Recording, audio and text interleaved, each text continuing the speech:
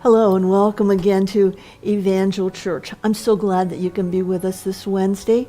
You're watching us, I know, on Facebook or YouTube, but think about joining us some Sunday morning right here, 2360 Hardy Road, Vinton, Virginia.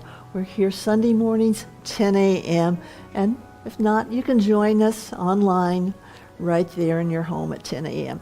Well, so much bad stuff has been happening lately. We've gone through this pandemic. We've gone through the riots. So I've got a question for you.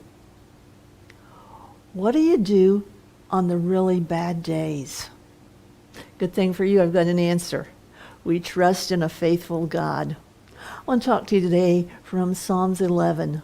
Psalms 11 is an affirmation of trust in the Lord. In the first verse, 1 through 3 talks about even when the assaults of the wicked are coming against you, we trust in him. Then the second part talks about when he reigns above and he's going to judge the nations and the wicked. And that's verses 4 through 6. But finally, why is he doing this? Because he's on the throne. Let me read you this chapter. In the Lord I put my trust. How can you say to my soul, flee as a bird to the mountain? For look, the wicked bend their bows. They make ready their arrow on the string, that they may shout secretly at the upright in heart. If the foundations are destroyed, what can the righteous do? The Lord is in his holy temple. The Lord's throne is in heaven. His eyes behold, the eyelids test the sons of men. The Lord tests the righteous, but the wicked and the one who loves violence his soul hates. Upon the wicked he will rain coals, fire and brimstone, and a burning wind shall be the portion of their cup. For the Lord is righteous. He loves righteousness. His countenance behold the upright. Wow. Lets you know when you're going through bad things, you can trust God. I'll tell you the story about David. David had these same questions that we're going through. Psalms 11, verse 3, that's our focal point. If the foundations are destroyed, what can the righteous do? Well, why are our foundations destroyed? Why are the things that we trust in destroyed? One of the big reasons is people. A lot of what's happened around our nation has to do not just with me, but with other people. Whether it's the pandemic, so I can't get close to someone else, or I might get it from them, or whether it's all the rioting, whether it's the way people misbehaved, unforgiveness, hatred, trying to build bridges and not being able. People have caused a lot of the foundations, broken promises. We thought things were going to be one way, and we heard, and we've been promised and promised, but things really don't turn out that way. That's another reason. Fear. Fear has attacked so many people during 2020. Things that have kept you inside your home, things that have kept you limited and away from other people. Things that have kept you limited and away from God in many cases, wondering what can he do. Sometimes the foundations are broken because of all the change going on. We hear the term new normal so much that we probably don't want to hear that one again. But at other times, it's because there's no change. I thought things would be better by now. I thought things would be different by now. We've been working and things still haven't changed. We still haven't got what we've been fighting for, what we've been working for, what we've been praying for. And all of this causes our foundations to be shaken. Unfair politics, personal loss, misunderstanding, misperceptions. Many of these reasons cause us to look at what we've been standing on, what we've been trusting in, and think, it's not there anymore. I can't trust in what I've been trusting in before. The New Century Version says, when all that is good falls apart, what can good people do? Well, here's what some good people can do. Here's what you can do. First of all, you can make some decisions, make some determinations that you will not be changed, that your decisions will not be based on what is happening. We're going to be looking at the life of David and how he went through this, how he questioned this. As a matter of fact, he didn't only go through it, he wrote the psalm. He was going through a time of turmoil. And he cried out, God, when my foundations are shaken, when I can't trust people, when I can't trust anything, what can I do? And he had the answer. You see, he said, I can't trust in what's happening.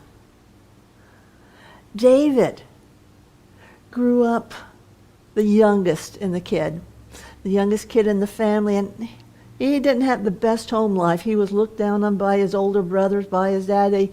They thought he was a nobody until Samuel came to town, and Samuel anointed him to be the next king of Israel. After that, he went out and killed the giant Goliath. Life is pretty good for him. Then he gets moved into the palace and becomes best friends with the king's son. He's a mighty warrior now, and he's going out conquering the enemies. Till one day the ladies go through the street singing, Saul has slain his thousands, but David his tens of thousands. While not only did that sound good, it was also true. That song greatly upset the King Saul. And Saul determined he was going to kill David. So David had a choice to make. Does he stand firm and trust in what he's heard, or does he run away? Sort of like a little girl named Emma. She had a class, science class, and the teacher had asked on the test, upon what do hibernating bears subsist during the winter? Emma sat there and thought, and finally she picked up her pencil and she wrote, all winter long, hibernating bears subsist on the hope of the coming spring. You know, that's what keeps them going. That's what kept David going. He didn't focus on what was happening. He focused on the future. He believed God had something better for him. And he says, my foundations, everything I've trusted in, they've fallen, but I am going to keep on trusting. I am going to believe God, and he is going to see me through. I know this. So he says, I can't let it be based on what I feel. He says, if I make my decisions on what I feel, I'm going to be in trouble. Because he'd been betrayed by his mentor. He'd been betrayed by the king. He'd been deserted by his friends. You know, his family had turned their back on them, but not only that, he felt deserted by God. He said, my foundations, everything I've stood on has fallen apart. And that's where he is in the first 3 verses of this. He says, what can I do? He says, I trust in God, but everybody around me is telling me to run. Everybody's telling me to flee to the mountains, that they're going to take the arrows, they're going to kill me. My life is in danger. He felt afraid, but he had to know that he could not be moved by what he was feeling, nor could he be moved by what he was thinking. You see, the thinking could be, why have you forsaken me? Saul, why did you turn your back on me? Family, well, why did you make me so that you sent me out with the sheep and you just made fun of me even when I tried to help? Jonathan, my best friend, you don't believe my story. You don't believe me when I tell you that your dad's out to kill me. I've been deserted by everybody. I am all alone, and that becomes our thinking. So what do? We turn to what God says. What's God's thinking toward us? Well, God says, I love you with an everlasting love. God says, I have come to give you life and to give it to you more abundantly. God says, I will never leave you nor forsake you. God says, there's a friend, and it's my son Jesus. He will stick closer to you than a brother. God's thoughts are, you are the apple of my eye, and I keep you right here in the palm of my hand. God's thinking is, you are my beloved child, and no weapon formed against you will prosper. That's what God's thinking is. And so as David started to get God's thinking on the issue, on his bad day, on his terrible bad day, he made another determination. He says, all right, this is what I'm not going to think about. This is how I'm not going to act. All right, so now I've got to determine, what will I choose? Well, I'm going to choose whom I believe. And my choices here are all the circumstances, everything that's happened to me. Life has been bad. Life has been hard. It's full of fear because I'm afraid for my life. But yet, I can't be moved by that.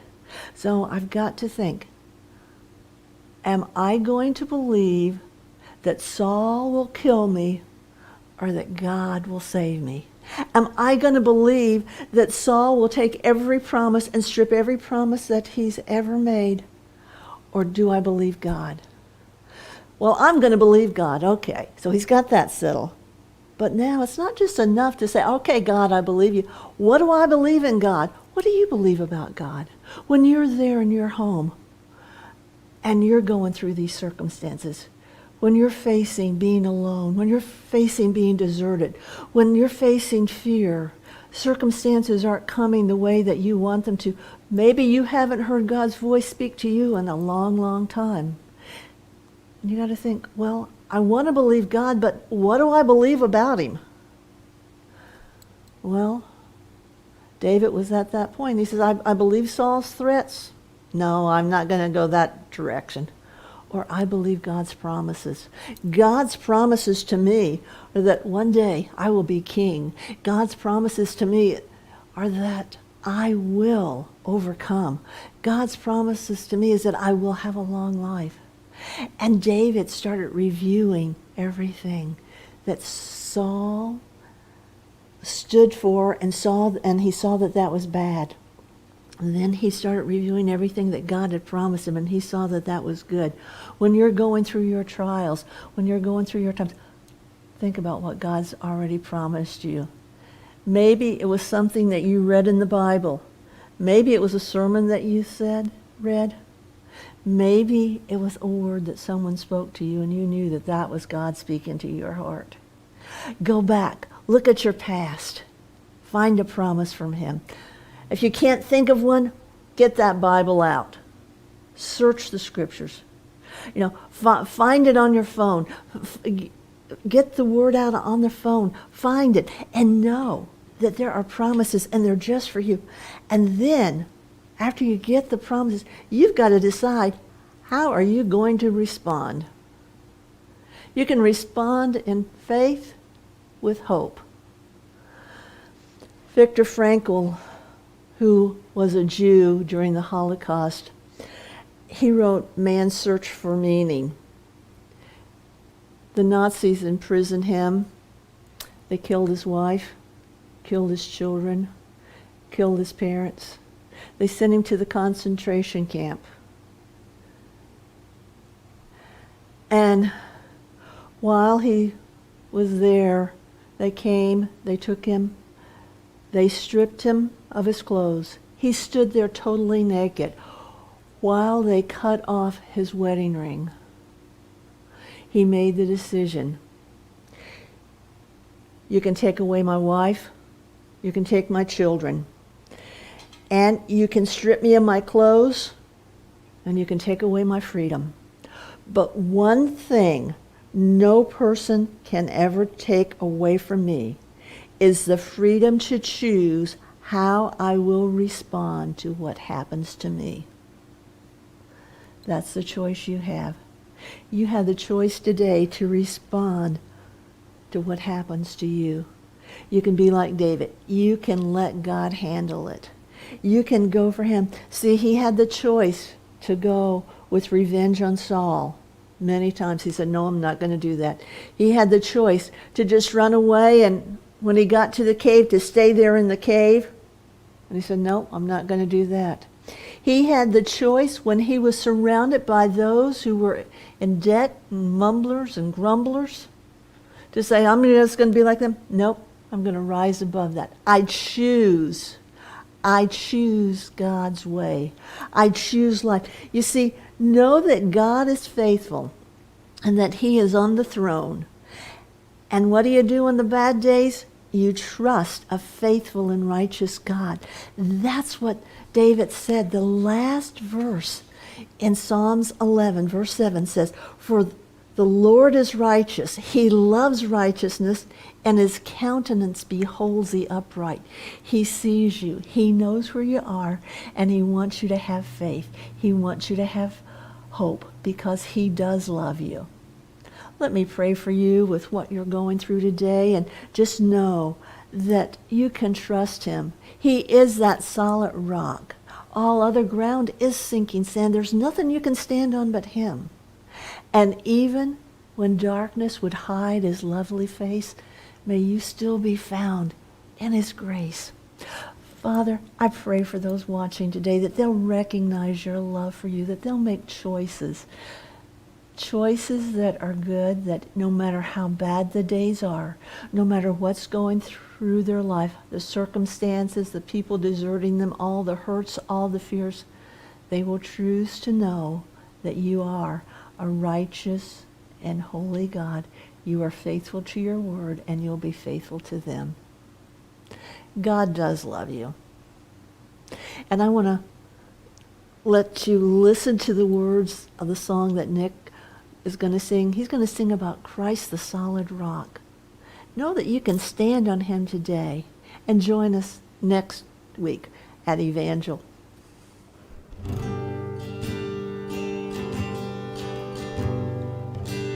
I want to be close to your side, so heaven is real, death is a lie. I want to hear voices of angels above, singing as one, hallelujah, holy, holy, God Almighty, the great I am, who is worthy, none beside thee, God Almighty, the great I am.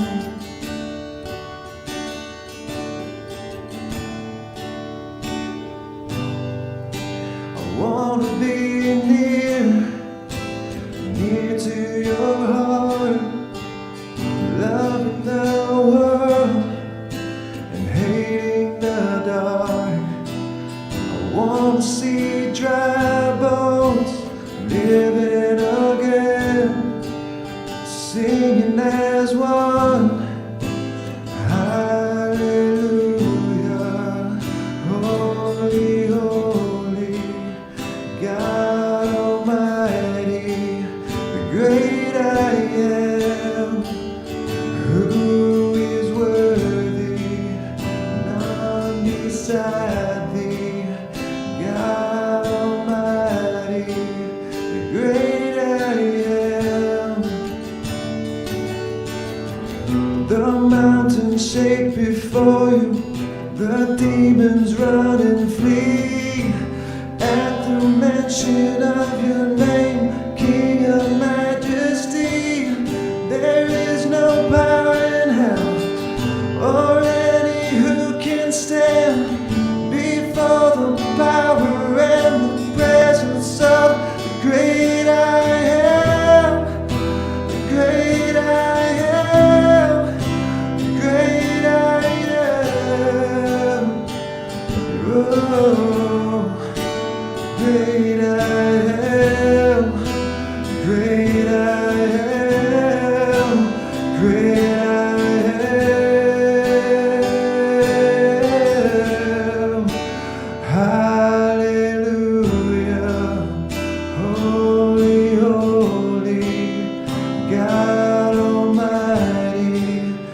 great I am. Who is worthy? None beside thee, God Almighty, great I am.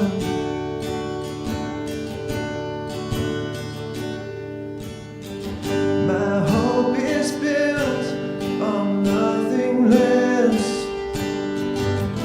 than Jesus' blood and righteousness. I dare not trust the sweetest frame, but wholly trust in Jesus' name. Christ alone, cornerstone, weak made strong, the Savior's love through the storm. He is Lord, Lord of all. When darkness seems to hide His face, I rest on His unchanging grace. In every high and stormy gale, my anchor holds within the veil. My anchor holds within the veil. Oh, Christ alone, cornerstone, weak made strong, Savior's love through the storm. He is Lord, Lord of all. When He shall come with trumpet sound, oh, may I then in Him be found, dressed in His righteousness alone. For this I stand before the throne. Christ alone, cornerstone,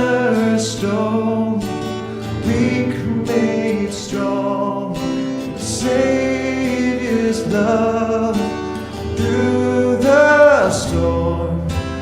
He is Lord, Lord of all. Christ alone, cornerstone,